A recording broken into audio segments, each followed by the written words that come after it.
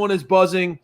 Everyone is talking about it. Those who are joining us, they want to hear us chat about it. SPD, you're rocking that Inner Circle shirt tonight. And to be honest with you, man, that Loud match, and proud. it felt like when Jericho stepped in the cage, it did feel like Inner Circle was really dominating this match. And obviously blood was shed left and right between both teams, but there's no doubt about it, whether it was MJF, Dax, and Cash, the Pinnacle was left a bloody mess after this match. Man. And even though they came out on top, even though they walked away as the victors in this match, you as an Inner Circle fan had to feel pretty good with the way that this match was going for most of the way this battle was going out throughout this one, right? I mean, absolutely, man. They were the dominant force. I mean, obviously, I think Pinnacle, only time they had an upper hand essentially was when they're outnumbering the crew, personally. Right. So, Inner Circle really dominated it. They didn't shed as much blood as the Pinnacle, in my opinion. That being said, they all shed blood for sure, blood and guts. But it was a great showing by all 10 men. But in terms of in-ring dominance, definitely Inner Circle all the way. Like, they did show they're such badasses. I loved their entrance gear, their jumpsuits, Santana Ortiz with the face paint, and the Rikers Island on the back. I mean, both those guys, man, as expected, there's no weak link in the Inner Circle, and there's no weak link in the Pinnacle. I mean, all 10 guys looked outstanding, man. Sammy starting it and just showing his stamina, not being in the ring for a while. It just was awesome, man. And that springboard cutter, that Van Terminator, to me, like, we'll get it. Let's break it down. Like, SPD, who were a couple of your standouts in this match from each side? Was there a spot or two that really jumped out at you? For me, the Van Terminator from Sammy. You mentioned Sammy.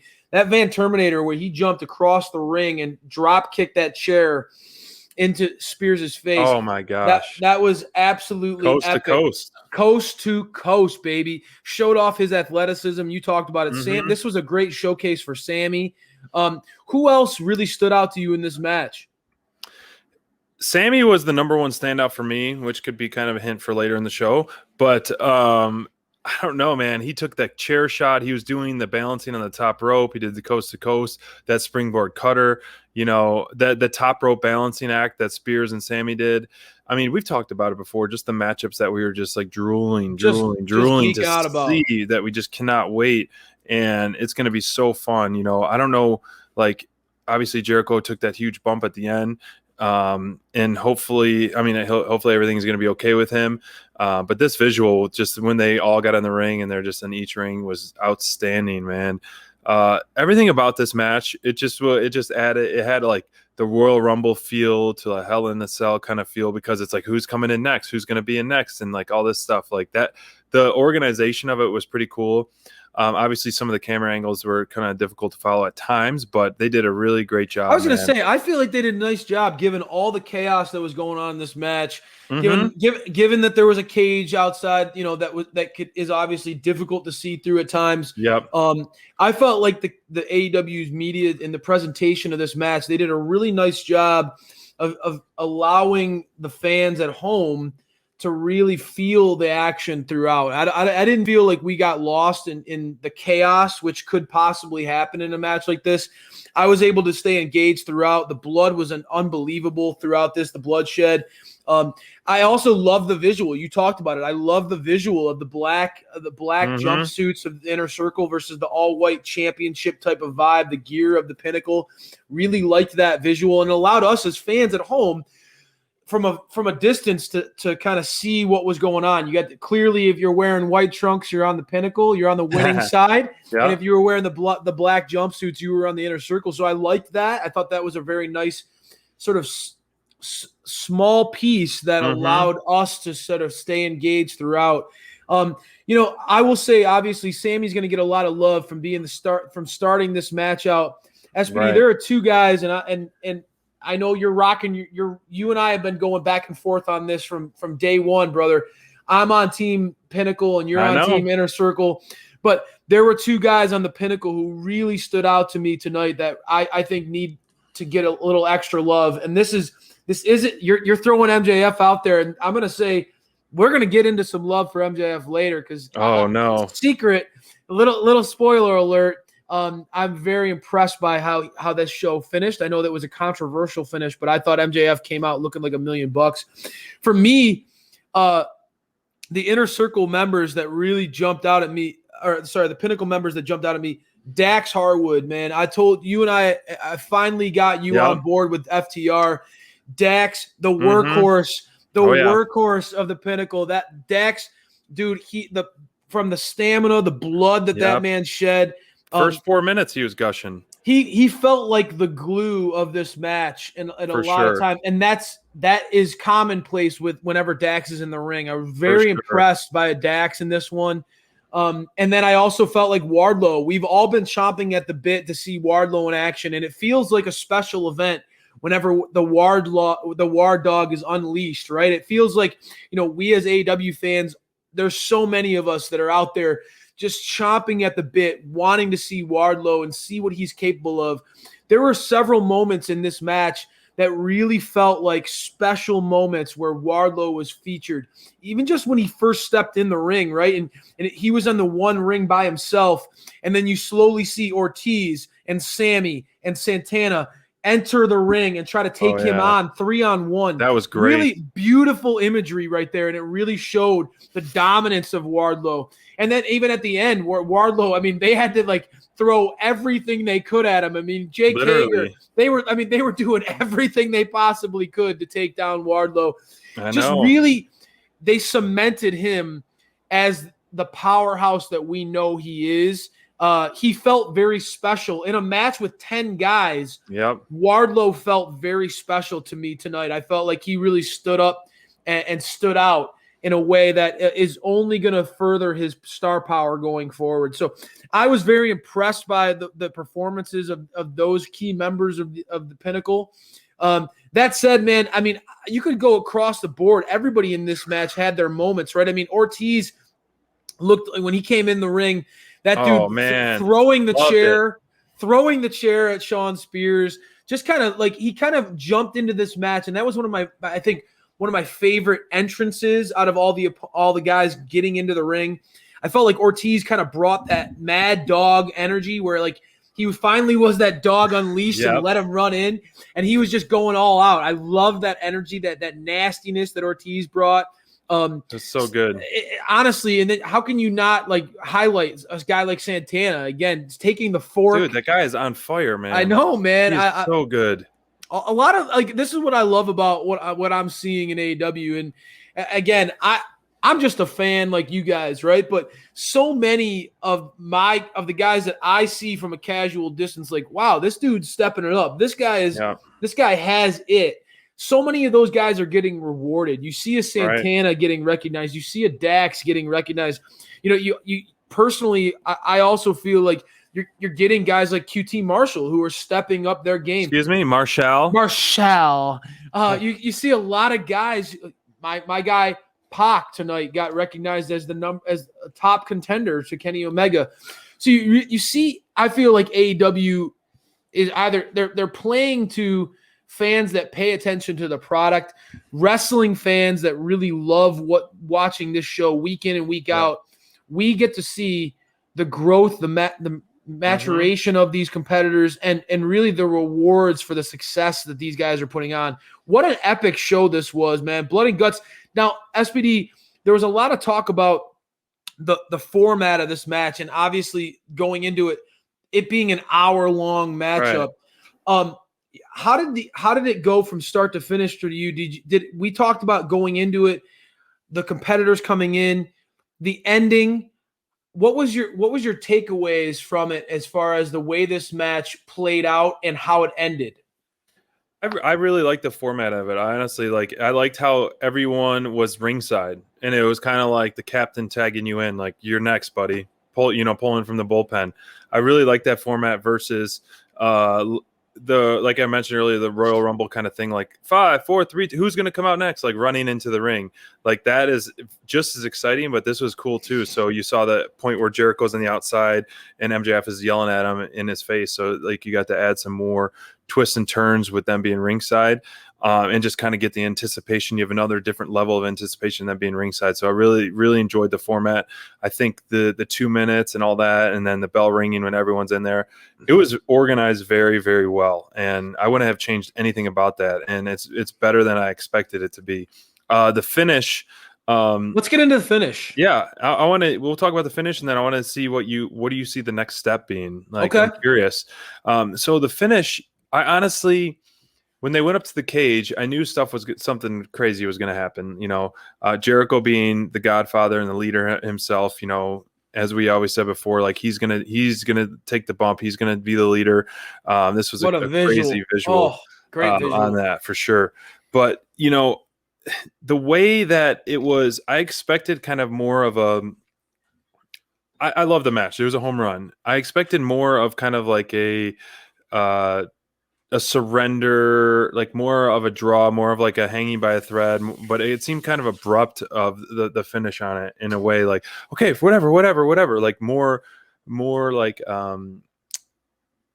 thrilling, or just, I don't know. I didn't love how they did the full finish. I mean, the whole story of how it finished worked for sure, but I wanted more like thrilling and more anticipation and more like begging and more people crawling up the cage and getting ripped down and things like that, like versus just Sammy yelling, okay, we surrender. But it made sense. Like, he threatened to throw him off the cage, and the event ultimately did. And to piggyback off of that, I think that like there's going to be a lot of people out there who are, the AEW critics who are going to say like, man, like just like you kind of said, it was kind of an abrupt finish, kind of out of nowhere. And I understand that critique, but for me, you and I talked a lot about it going into this, and I posed that on our page on Twitter at AEW Dynamite DL. Was how, like, this match, the whole premise was focused on somebody quitting, either tapping out or surrendering. And when you have two huge factions like this, and you have 10 guys who are who have shown, I mean, we've seen how brutal the lead up to this match was. For sure. It felt like it was something like this was gonna happen. You and I talked about it. I felt like Jericho was gonna be in the Sammy Guevara role tonight. I thought that Jericho was gonna be as the leader of the Godfather of the group. He was gonna kind of like say, okay, enough, and try to save somebody in his group from getting murdered. And I should have known better. Jericho, as you always talk about it, he's a leader in and out of the ring. So of course he took the bump, he took the fall. He was the one who was sacrificed at the end. But I felt like that was the only way that AEW could really go in this one, right? To protect both teams. It felt like the natural finish was somebody was going to have to give up in order to try to save their teammate, their family from facing a massive bump or like something that could potentially end their career. True. And when you saw Jericho get thrown off the top of this cage through the ramp, it was an epic visual from as a fan standpoint. I mean, Jericho is not a spring chicken, bro, and to take that kind of to take that kind of bump, it genuinely as a fan makes you worry about his, what he's gonna do. I mean, I know those people who were there live talked about getting stretchered out. People, Jericho, the medical attention that he received after the event. All jokes aside, that's a huge bump and something that. We had to tip our caps to is a man like that willing to take a risk like that. And it also points off to like what MJF is willing to do. I mean, not only did MJF win the match through threatening to throw Jericho off the cage, but even after winning it, he still did that. And that shows what a despicable guy he is. And it makes us want to hate that son of a bitch even more. I felt like when you step back and you look at the finish, a lot of the things that we want are accomplished, right? You get to see the Pinnacle, who I felt like they're the new team. They're the top. They had to win this one. they're the new shiny toy, and they're fighting for that top spot, and they earned that tonight. They were protected, and they looked like $1 million in this match. But the Inner Circle put them through hell. Inner Circle, no, you could not say that the Inner Circle didn't look weak in this. Never. And again, Jericho as that leader took that huge move at the end that makes you respect him that much more. I mean, him turning babyface is a relatively new thing, and this is one of those things that I feel like cements him as that babyface, and it further cements MJF as the dastardly heel that is going to really be making people hate him for a long, long time. Oh, I hate MJF so much, man. And he's so good at being bad, like I was saying in the comments, man. I just can't stand him. Oh, but the drizzling shits, as he knows, he gave us the double fingers for sure when we saw him at Dynamite Live. But, I haven't really thought about this because I'm still trying to digest this whole match. But real quick, like, what do you see happening? I can imagine. I was texting you guys earlier, you and Bonds, Booking by Bonds, cheers to him, that I think Jericho has to stay off TV for a little bit. And I think the rest of the Inner Circle can show face. They can still maybe feud, have those little side feuds. And ultimately, Jericho makes another comeback to ultimately put, stick MJF's head in a big pile of shit. If I love Tony Schiavone on commentary because he says what he wants to say, and he said that he goes, MJF is a no good piece of shit on commentary on live TV, and it was so great.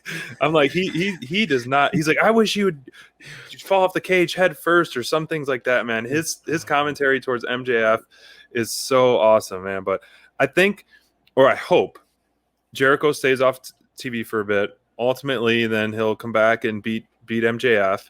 But I hope we continue to get these side feuds going and continue it where we don't have Inner Circle taken away off screen for a while. So that's where I hope I see it going. I'm with you, brother. And I think that the writing's on the wall, right? I mean, like after a match like this, and I know again, like controversial we talked about it on Dynamite Download. It felt like Blood and Guts was the culmination of the feud, right? It felt like this was the blow-off match, but it's not. It's not gonna be. That's the beauty of AEW is the long term. They're gonna milk this, baby. Like this is the trailer to the summer blockbuster. I look at it as like, all right, like if you're into Marvel, right? Like this was the age, like this was that first one of like Age of All, like when you got to see the Infinity War. Hope so, man. You got to see Infinity War, and it's split into two, right? Like I feel like you got to see this epic battle, and it just you think that if Inner Circle is just gonna like, okay, we're done, okay, all right, whatever. No, after what happened, they're gonna want MJF, like they're gonna want a pound of flesh from that man. After what they did to Jericho, they're gonna want his head on a stick. So to me, the natural feuds coming out of this, all of us are chomping at the bit. We want to see Proud and Powerful. We want to see Santana Ortiz go against FTR. That match is going to be badass. That's going to be epic. There's so much that could come out of this feud, SPD, that it's going to continue from here. I agree with you that Jericho is going to be. I mean, I hope to see him sooner than later after what we saw tonight. That is going to be that's going to be on all of our minds as to how he's doing and where he goes from here. Yep. But you know that MJF's not like the promos that guy's going to cut after this match. Oh, it's great. He's going to be just jabbing them, like just twisting that knife in the side of the Inner Circle after tonight. He's going to just make their lives miserable after tonight. And he made sure to tell Jericho thank you for the top spot. Thank you. And to his credit, Jericho talked a lot about how no one was willing to do what they were willing to do as far as put like the badass putting each other through pain. Yeah. And MJF proved at the end of the night that even though he's a coward, he has no problem inflicting pain on people that he are in his crosshairs. That man is goal oriented, no doubt. He talked about it, gold, green and gold, baby. And anybody who's in his way for those two things, he's shown He's willing to do whatever it takes, whether it's be your friend and stab you in the back, or in this instance, throw you off the top of a cage after the match. All right. MJF is willing to do whatever it takes in order to get what he wants. And that makes him a very – it makes him somebody that we hate, but it also makes him a very engaging personality in the grand scheme of AEW. You're absolutely right, man. I mean, we could talk for hours on this, man. It just was a home run match, and this feud is pure gold.